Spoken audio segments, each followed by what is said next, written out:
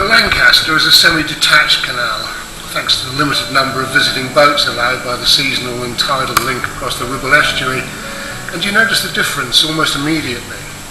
There's none of the low-level stress of some other parts of the system, perhaps because visiting boats are here for a few weeks or even months, and you have plenty of time to explore. Perhaps because the resident boats tend to pop out from their marinas for a few days and seem to be happy to be in a holiday mode. Deep mooring spots are limited, and it would add considerably to the charms of the canal if a few more edges were deepened to cater for deeper drafted boats. But until now at least, the lack of officious notices limiting mooring to unenforceably short periods of 24 or 48 hours make this whole canal seem more welcoming. Unfortunately, that's just changing, with 48-hour notices popping up in various nice positions. There are lots of places where you want to linger, as the views of both the sweep of Morecambe Bay and the Lake District hills beyond, and inland the Forest of Bowland, are spectacular. And if you can get close enough to the bank to get a gangplank ashore, you'll find many spots where there are no signs, and the few you do see are usually 7, 9 or 10-day moorings. It all helps to quickly relax into the slow, even by canal standards, pace of this delightful coastal canal. The southern stretches of the canal twist and turn through an agricultural landscape, with a handful of small 1 or 2 boat hire companies and marinas largely populated by GRP vessels.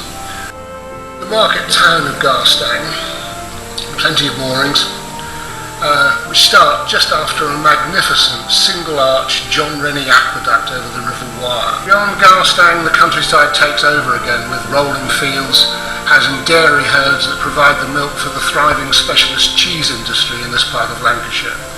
I can recommend the Garstang Blue. As the canal rejoins the A6 at Golgate, there's the opportunity to explore the Glasson Arm, down 6 locks to Glasson Basin, where a lock links the canal with the River Lune and the sea. This allowed ships that couldn't reach Lancaster up the increasingly silted River Lune to transfer cargoes onto canal vessels. Here you'll find a smokehouse and a real nautical atmosphere. Soon after Golgate is Lancaster itself, a fascinating city with a long and sometimes bloody history. Here's where the Pendle witches were tried and executed. There are museums, parks and theatres, and some upmarket shops. Mooring is limited, especially after 2 offside basins were lost to boaters. As you leave Lancaster, you pass the canal's pride and joy, the rejuvenated Lune Aqueduct, which is a very impressive way to sail across this wide and substantial river. Within a few miles, you're at Hest Bank, a spot where the canal comes closest to the sea. Walk down the slope across a busy road and the railway line, and you're on the edge of Morecambe Bay.